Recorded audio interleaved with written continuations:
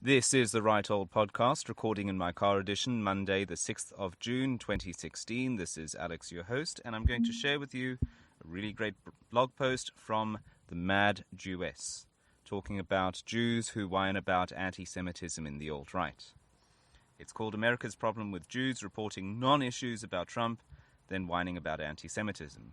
So I'll run through the article or the blog post and then jump off on my own little tangents where I see fit. So let's just jump into it. America's Problem with Jews Reporting Non-Issues About Trump, then Whining About Anti-Semitism, posted on the Mad Jewess just the other day. First off, let me begin by saying that I have very few fellow Jews in my life. I moved from New York City and live in the sticks of Prescott, and Jews are not here in numbers, but maybe a couple hundred. But when we do meet and have dinner or what have you, I do have a great time. Most Jews are very enriched in music and art, and I love the arts. Many, not all Jews, have an uncanny knack of becoming experts in a subject they love. Take my husband, says the Mad Jewess.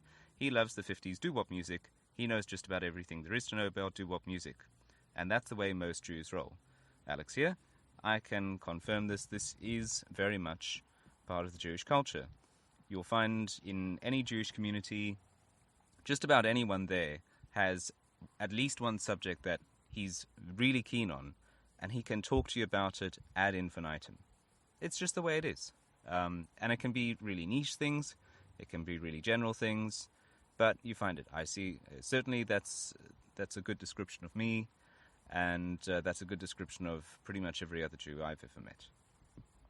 It's admirable. The Jewish people are brilliant in many ways, except politics. Many Jewish people just can't seem to discern when to shut up and take on another pressing issue.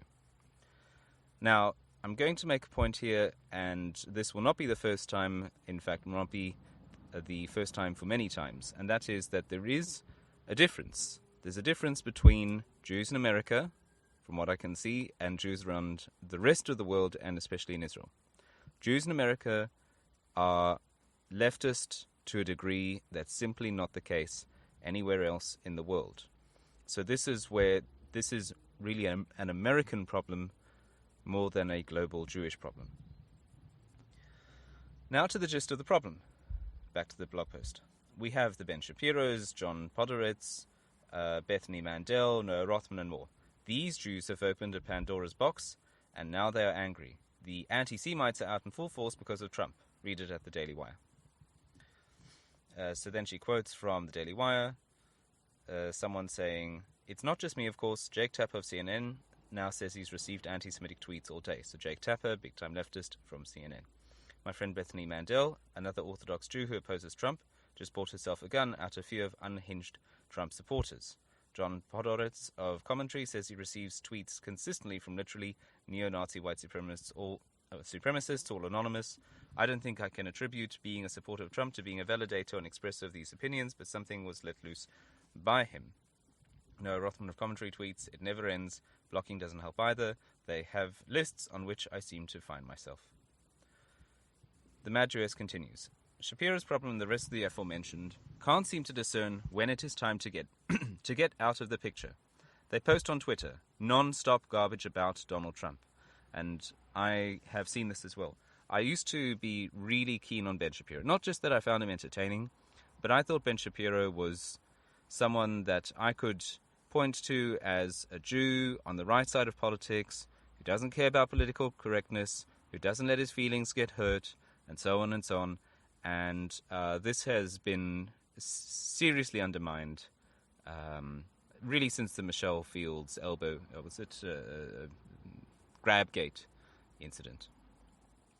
It's really disappointing to see how Ben Shapiro just prostituted his career to advance the Cruz campaign.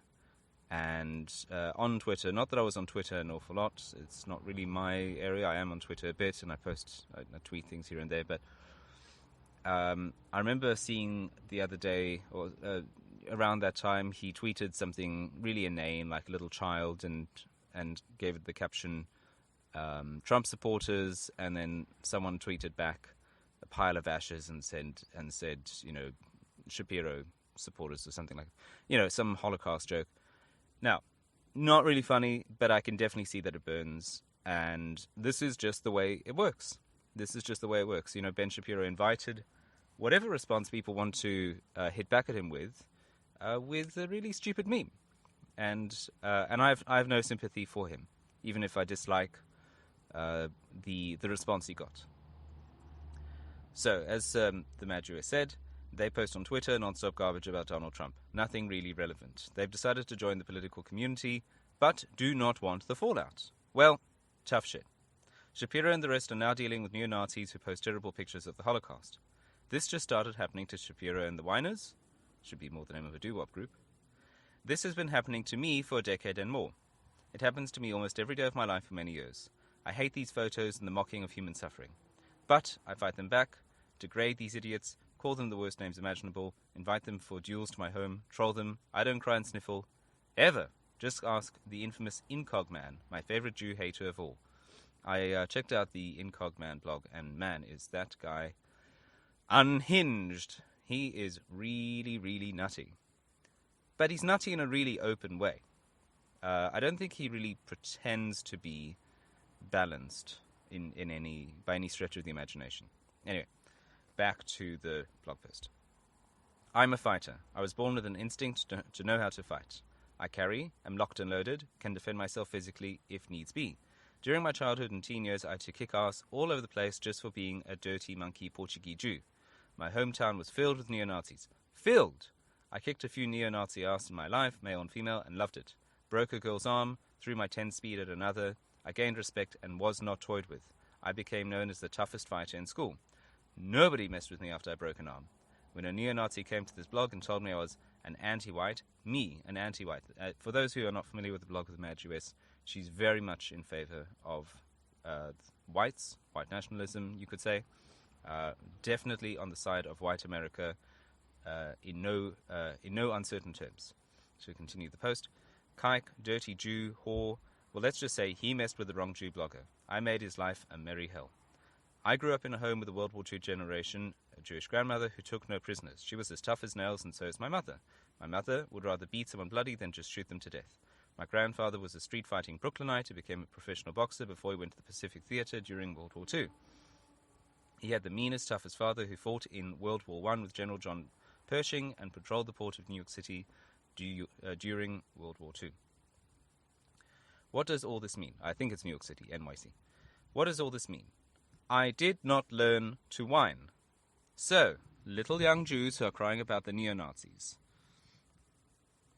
Wow, so you put now I don't know what this is, but it's 3 parentheses, 3 brackets on either side around your name to stand in solidarity with other Jews who are suffering anti-Semitism and writing articles crying about neo-Nazis after you dump all over Trump, sniveling like babies. You look weak, whiny, cowardly. Not even close to being the people of the book who rooted out their enemies. You make me totally embarrassed.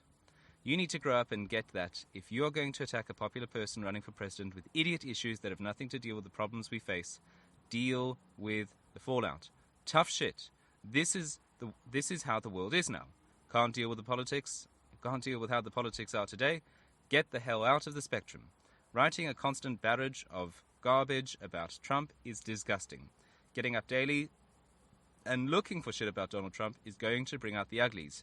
People who look for the ugly are ugly themselves. And that was a post from the Mad Jewess. You can check it out. There'll be a link in the low bar. And just a couple words here on the Right Old Podcast. The Right Old Podcast, we are very much interested in looking into all the corners of the alt-right as it goes from being this small dark corner on the internet to something that is really informing the mainstream. And there are some amazing people in the alt-right, and there are some absolutely deplorable people who, let's say, can't be kicked out of the club because it's not that sort of place where people can be kicked out by an establishment. And so there are some absolutely horrible people that I've seen, whose blogs and podcasts and YouTube channels I've seen in exploring the alt-right, and they're alt-right, and there's nothing I can do about it other than to look at what they're doing, try to make sense of what they're saying, take the kernels of truth that sometimes can be extracted from their nonsense, and then to ridicule and degrade the rest of it. I've actually been doing a fair bit of research on this topic, and I will talk more about it, but this is just a primer. And the Mad Jewess has it absolutely right.